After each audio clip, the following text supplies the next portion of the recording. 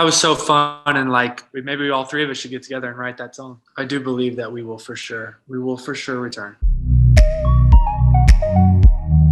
I don't know whether you remember, but the last time we spoke, we were together in a room. One of us looks very different. Oh God, yeah, it's so cool, yeah.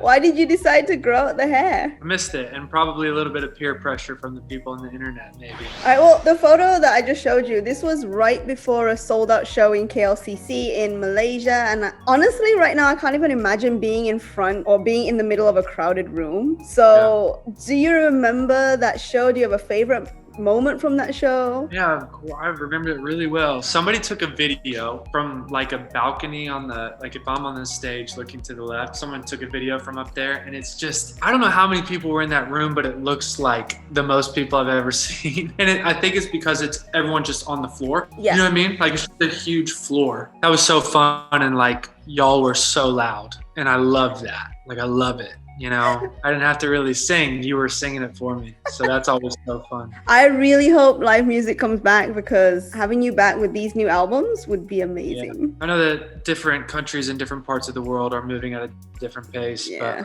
I do believe that we will for sure return. Fingers crossed. Well, you are back anyway. A new single, Dancing in the Kitchen. Still the same LANY vibes, but there's definitely something different about it as well. Are you able to put into words what it is that's different with this track? Well, you know, I think like we did something very different with Mama's Boy. The way I've been kind of talking about it and describing it is, you know, like when you're dating somebody and you've been dating them for like a year or two and things are going well and you're like, I want to take this to the next level. In order to do that, probably should take you back home and meet my family and my friends and see where I'm from. And there's going to be some things that you like and there's going to be some things that you don't, but we got to do it. And that's what we did with Mama's Boy. We did that with our fans. You know, we took this scenic route. You know, we're like, I have a feeling, or at least I hope, that this band's going to be around for a long time. So I thought we can afford to take a bit of a different route for one album. And so that sounded different and it looked different. I think now with GGBBXX, it's like everything went well back home. Everyone survived. Now we're like in the car or on the plane to fly back to where we live. And it's almost kind of like the return of LANY or the return to LANY, you know? And so you're right, like Dancing in the Kitchen is very LANY. But it's a better LANY. It's a more focused and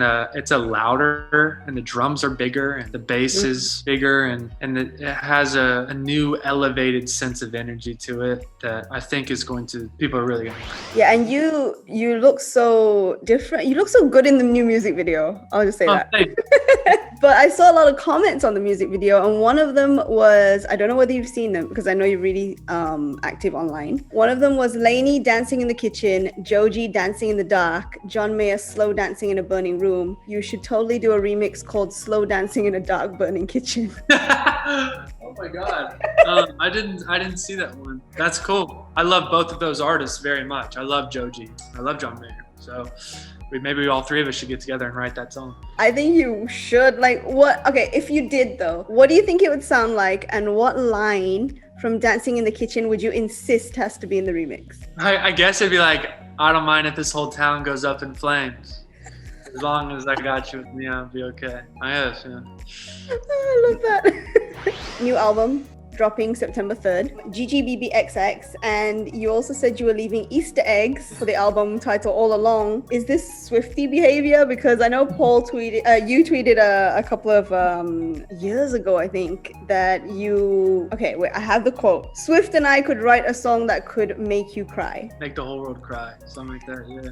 No, I mean, look, I have incredible and enormous respect for her as a songwriter, artist, and individual. I'm not like perfectly familiar with how she Easter eggs or rolls things out, but I know that she is incredibly intentional and thoughtful and very involved, which is awesome, because I am too. I've done this a lot in the past. I painted Mama's Boy on my fingernails at Paris Fashion Week before we ever told anyone that was going to be the name of the album. So I love to do that. It's just fun, right? And it shows that you care. And the most fun is when people don't notice, and then then you go and show them, look, it was here all along. So. Now they're gonna go back and like search what other Easter eggs have they missed, and but I mean, I assume you are a Taylor Swift fan, and I wanted to ask you, well, number one, if you have a favorite Taylor Swift song, and number two, what do you think a collab between LANY and Taylor Swift would sound like? I think like I loved so much of her songs, and I really enjoyed the last 2 albums she rolled out. But I think my favorite one is Style. That song feels incredible. She did such a good job on that song.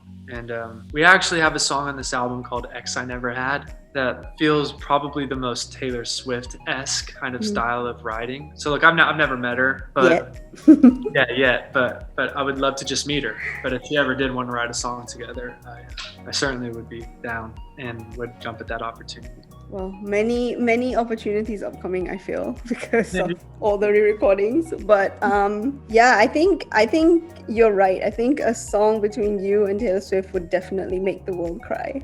Yeah, I think it's a moment. I think people would like it. So. But if we take it back to the album, it's called GGBBXX. Why that name? What does it mean? It sounds so good to hear you say it, to be honest, because we just told the world yesterday that that was the title of the album, and so these are the first handful of interviews I've done for the album, so it's so cool to hear other people say it. But the title in and of itself doesn't mean anything. It doesn't stand for anything. I just am really so in love with how these songs feel. I didn't want to take away from that.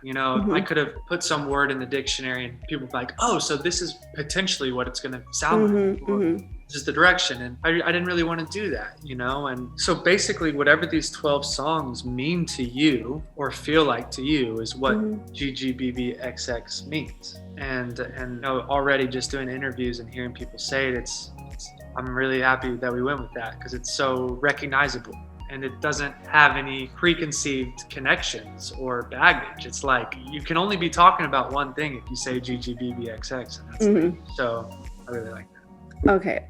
And you've been to Malaysia like 3 times before now? Yeah, maybe 4. I don't know. Yeah, you've been here a lot and people still want more, so that's a good sign. And I know people have definitely gotten you to speak Malay before, but I don't know how you feel about it, but I wanted to get you to say some new words in Malay. Teach me. I remember it being a bit of a difficult language to speak, but I'm going to try my best.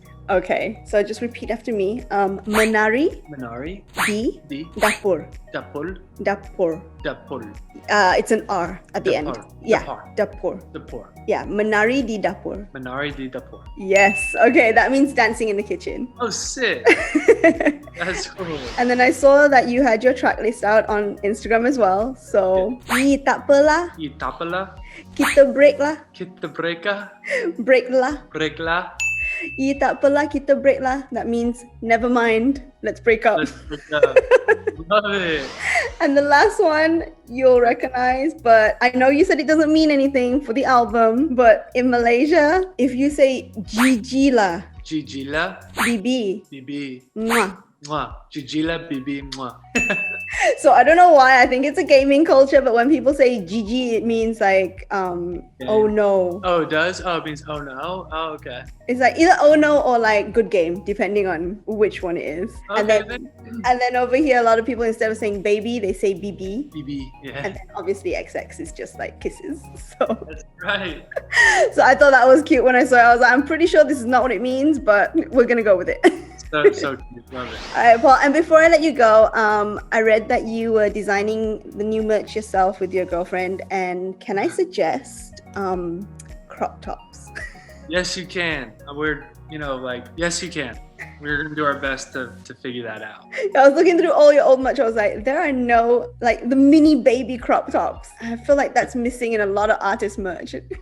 I got you, girl. That's a great idea, and certainly it's something that we've thought about, and we will figure it out for you. Okay, if you do that, I'm gonna get one. Okay, perfect. And I can't wait for you to come back to Malaysia. I can't wait to hear the album. Do you think there's gonna be a fan favorite on the album? I hope there is, but I don't know which one. The fan favorites always usually the one that was almost a single but wasn't, Okay. But so I think Care Less potentially could be a fan favorite. Okay. Never Mind Let's Break Up could be, just because people, especially our fan base, they love breakup songs. I think every fan base loves a breakup song, whether they're in a relationship or not. Yeah, and X I Never Had is pretty fire, to be honest. Okay, well, we're looking forward to that, and I can't wait to play Dancing in the Kitchen on air as well. Thank you so much. It's good to see you again.